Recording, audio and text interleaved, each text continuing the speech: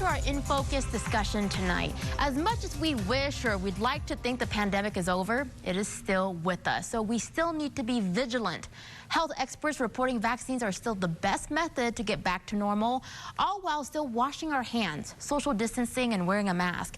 Each month, we like to take a look at the pandemic and go deeper into the current headlines and maybe bring you some that you haven't heard about. Up first in our conversation tonight is Dr. Christina Porucznik, professor of public health at the University of Utah, who is also a lead in a CDC study on COVID-19 and families with kids. Dr. Porucznik, thank you so much for joining us tonight and welcome to the show. Thanks, glad to be here. Doc, when the COVID-19 pandemic first started, children seemed to not get sick from it, but what has your study shown, and is that still the case? One thing that we were able to find in our study, which was really special because we actually tested everyone in our study every single week, we were able to find that kids got infected at the same rate as adults. They were just more likely to be asymptomatic. So it seemed like they weren't sick because they didn't have any symptoms, but they were actually infected and they could still spread COVID. Okay, so they were carriers. Children were asymptomatic, but they still got COVID. So do you know of any results from their infections? Were they more or less likely to spread the virus? And did they suffer from any long-term effects? Well, the good news is we studied several hundred children in Utah, and none of them were hospitalized or had very severe infections. And we're really glad from that. It did take them a while to get better, but as far as I know, everyone's back to normal. Okay, so let's talk about symptoms. Was anything unusual in terms of recognizing that the kids contracted COVID? It was really interesting that some of the families reported that the kids were really sick, and other families reported that the kids just kind of seemed to have a cold, and they were really surprised when they got a positive COVID test. One thing that we did notice among kids and adults was not as many people had fevers as we would have expected. And so that led us to conclude that the fever screening might actually miss a lot of people who are sick. Oh, wow. So how did the virus move among families? Did everyone get sick? This is one of the most interesting things about our study. Since we had enrolled almost 200 families in Utah, we were able to see big differences. Some families, we saw every person get sick. In other families, only one person did, and it didn't spread to anyone else. So this is something that we're still analyzing in our data to try and figure out what was different in these families that made some of them have lots of transmission and others not so much. So, Dr. Porucznik, you've been hearing all of this debate, right? This contention between parents and teachers about what should or shouldn't be done for children. And there's a lot of conflicting information out there when it comes to kids and COVID. So what's your message for parents who may be watching this segment tonight as they're thinking about how they want to approach COVID and their kids? Well, we know that kids get COVID and they may not seem sick, but they can give it to the rest of their families. They can take it home and give it to their parents, give it to their grandparents. We know that until kids can be vaccinated, which is going to still be the best prevention, it's really important to keep them wearing masks when they're in groups and washing hands and staying apart. And probably most of all, when you do know that your kid is sick, keep them home. And before I let you go, I want to know, Dr. Porucznik, what was the most interesting finding that you found during your research? Well, we're still analyzing lots and lots of data. But one of the most interesting things was the number of times that the first time a person tested positive, they had no symptoms at all, say on a Monday. And then we would call them with their test result on Wednesday, and they would say, oh my gosh, I'm so sick. And so we were really able to detect the virus with a gold standard PCR test before most people knew that they were sick. And that's been really interesting because we weren't sure about that with COVID. And now we know that that's true. Wow. All right, you've been hearing from Dr. Christina Porucznik, professor of public health at the University of Utah. Doc, thank you so much for being a part of our conversation tonight. You're welcome. Stay safe. We'll be right back.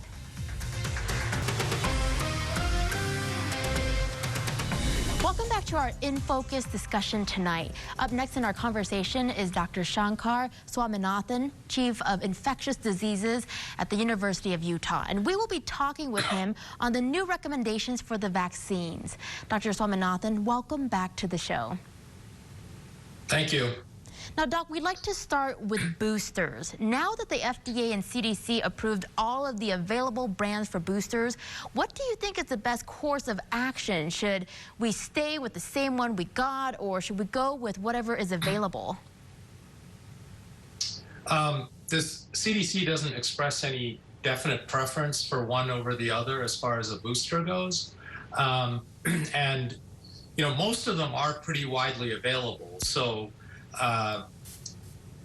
there might be a reason in a particular case where someone would choose one over the other, and they may want to discuss that with their doctor about whether one of the ones might be preferable. But by and large, CDC is recommending that any of them can be used, and that they're safe and effective for protection.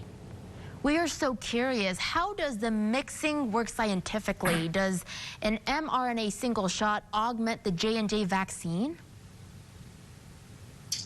Yes. So they've actually had some preliminary data where people who got any of the three have received one of the other two as a booster. And in all of them, at least in the data available so far, all of them seem to work to cross-protect or increase the level of immunity of the other type that was given previously. Now, the J&J booster is authorized for everyone who's had the first shot, as opposed to the Moderna and Pfizer, which is suggested to those who are over 65 years old, have underlying health concerns, or to people in higher risk professions. But should everyone who initially received the J&J get a booster? Is that recommended? I think that's fair to say, because it does appear that the J&J vaccine, while it still continues to provide protection, that the levels of protection seem to wane faster, so that after 2 months, they feel that it's safest to go ahead and get a booster, whether it's with the J&J or with one of the mRNA vaccines. Now, Dr. Swaminathan, one thing we're also waiting on is for the CDC to approve that Pfizer vaccine for kids 5 to 11. And we think that that's going to come pretty soon. What do you want parents to think about as they're weighing the pros and cons on whether or not to get their kids vaccinated? I think there are a lot of reasons to get your children vaccinated. You know, first is that I think this is an important tool in getting back to normalcy, where kids can go to school with fewer restrictions and also be safer. Very likely, children are occasionally and nowadays not infrequently, because so many kids are getting infected, getting complications of getting COVID. And we don't know what the long-term consequences of COVID in children are. You know, the other big thing is that many children do have very mild infections and so on, and they could bring it home to people who are at greater risk.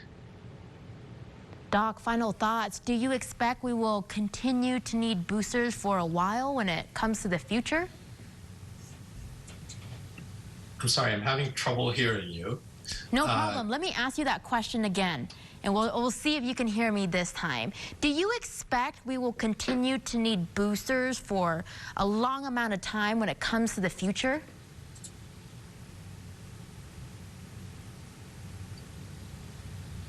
All right, it looks like we're having some technical issues. Thank you so much, Dr. Sankar Swaminathan. We will be right back.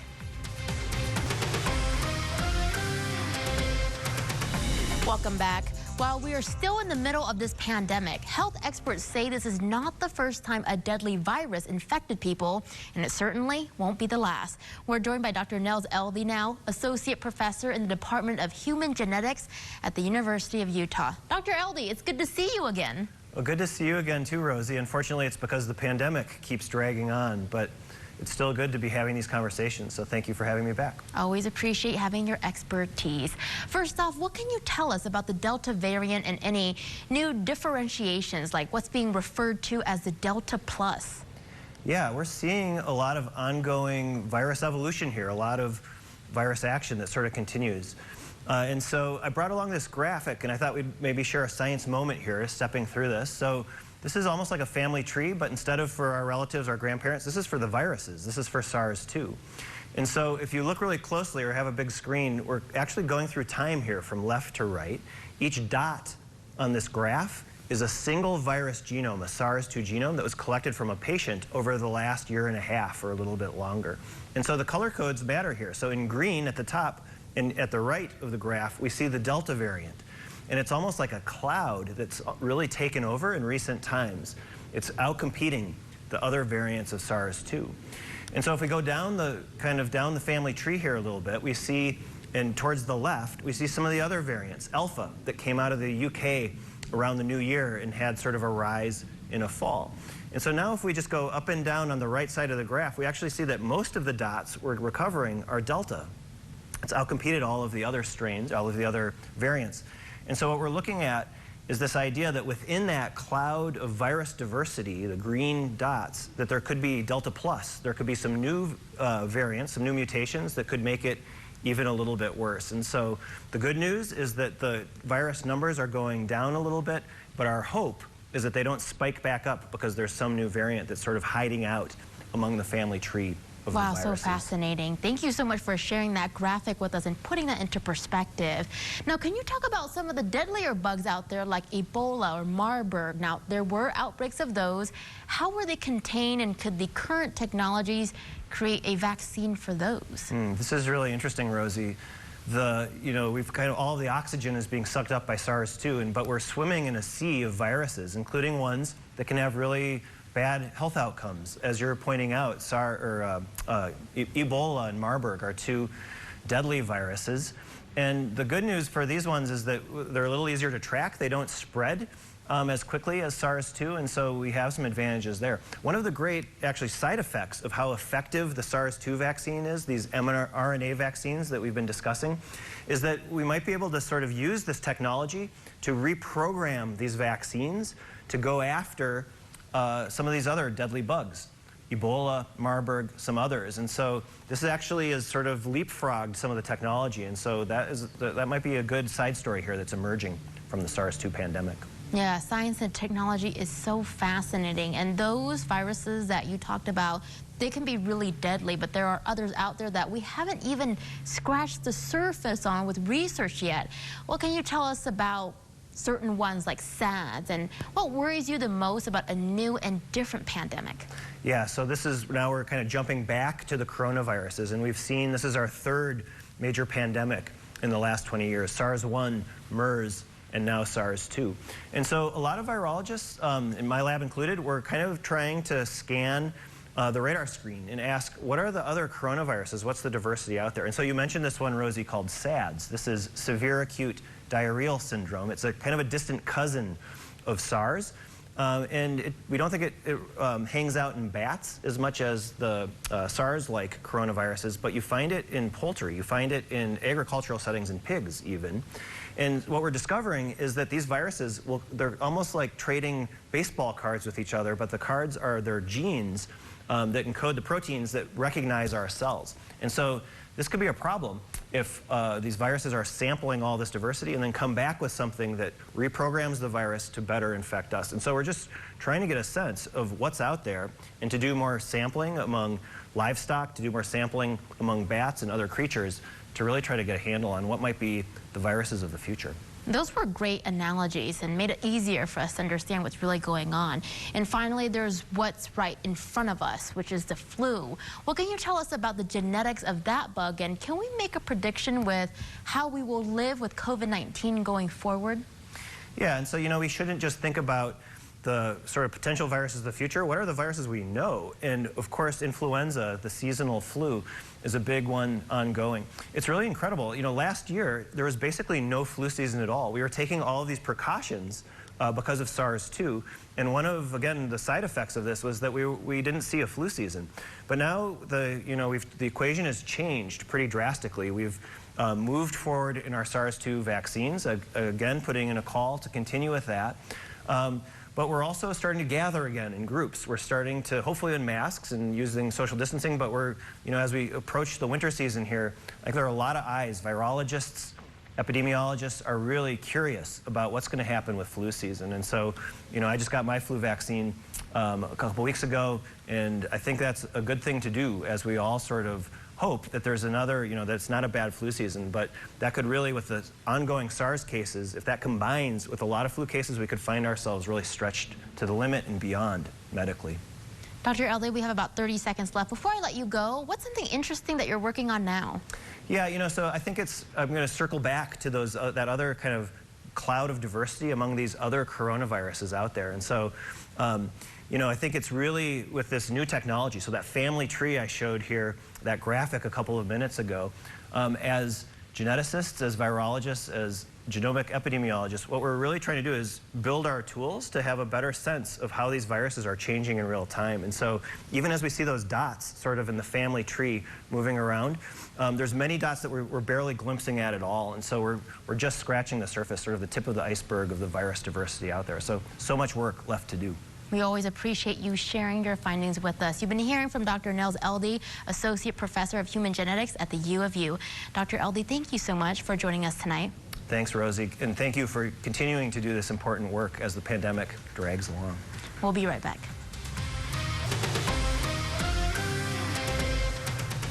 Welcome to our final In Focus discussion. The pandemic profoundly impacted all of us one way or another.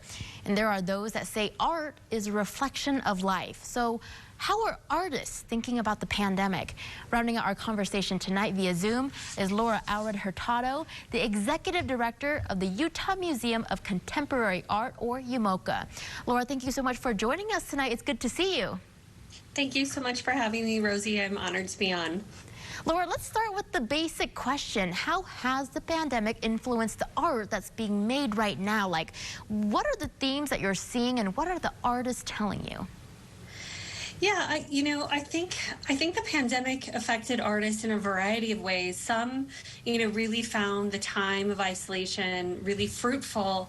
But I think a lot of artists, like so many people, were suddenly met with a lot of life circumstances that made it really difficult to make work. Their children were home, where they had to teach them, or maybe even the trauma of the moment made the making work a little challenging. So we're seeing some of that. Some of the artists are really being stalled by the moment, but we're also seeing artists that are really taking up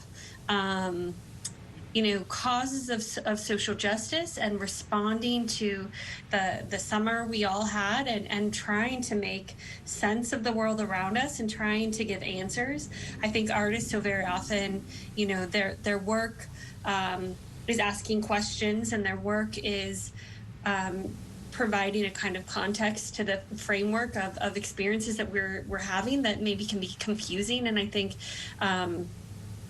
the artists are searching for meaning in really interesting ways. Some are really turning to craft, or like limiting their materials, making smaller work because they're home or they're shut out of their studios. And other people are really trying to imagine a new future, and in asking questions in really new and interesting ways. Can you talk about art presentation in the depths of the pandemic? What did UMOCA do to keep these displays active? I love that question. Thanks so much, Rosie. Nearly every museum within the first, month of the pandemic all turned to digital, essentially 360 tours. But so many people within, by April 2020, were tired of of staring at their computer all day. And so it wasn't fun, after the end of a Zoom fatigue day to then, visit a museum online. But we did find a lot of our education program was very successful. So online lectures, online mindfulness programs were really positive things that came out of our museum efforts. And another thing that we did was a program called Lawn Gnomes. We asked artists to make artwork out of on their front lawns, and so that people could drive around and see it. I think we felt that so many people were craving and missing physicality. They were missing the tangible. And so we had artists just produce work in their front windows, as you can see that in the slide before, and people got involved. We invited about 10 artists from the initial effort, and more people joined, and we had artists from Tooele to Sanpete County making work and participating in our Lawn Gnomes program. So it was really a positive experience, and really beautiful to have such a collective community effort. I love the creativity that we're seeing in some of the pictures on the screen here. Laura, what are some of the COVID theme exhibits that you've held, and what is that art like? Yeah, we have a show up right now by Nguyen Lee Lodge called Waterman Changing. And these works are just so powerful. They're so beautiful. Her work is really responding to and exploring that sense of displacement and anxiety and isolation that happened in relationship to COVID-19, and having like your only window into the world be a screen. And I think everyone has felt the optimism and the gratitude for the kind of access and that technology has provided us, and the kind of community that technology has provided us during these really isolating times. But there also, can be this just cacophony of noise, and this likes and dislikes and emojis, and you see that flooding her figure, and I think it's really beautiful, and I think she's saying something really smart about the kind of isolation and alienation that can happen when screens are your only window. The other show that we have up right now is Daniel George's Marrow, and this work is so fun. It's looking at kind of culinary examples and cultural heritage of the Church of Jesus Christ of Latter-day Saints, and looking at kind of the connection between Mormon potlucks as a kind of community call, and the potluck is gone by the wayside with the pandemic. It's an echo or a memory of the past, and so while these kind of cultural artifacts, they feel quite foreign because it's nothing we're doing anymore, and so there's a nod to that as well. Laura, we have about 30 seconds left. I'd love to squeeze in this last question. How do you think history will look at the art being created with the pandemic in mind? I love that question. I think most certainly it will leave a mark, and I think people will continue to make sense, and we'll need time to make sense of the experience, not only of the pandemic, but everything that has happened in the last year and a half, socially and politically. And I think artists will continue to ask questions and to hold up a mirror to our experience, and continue to offer words and interpretations of a really singular moment for us.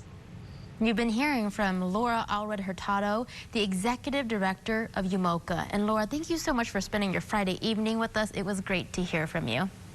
Thank you so much. Very nice to talk to you, Rosie. And don't forget, we would love to hear from you about the show. We invite you to join our Facebook group by searching for ABC4 In Focus, or you can send us an email, infocus@abc4.com. We'll be right back.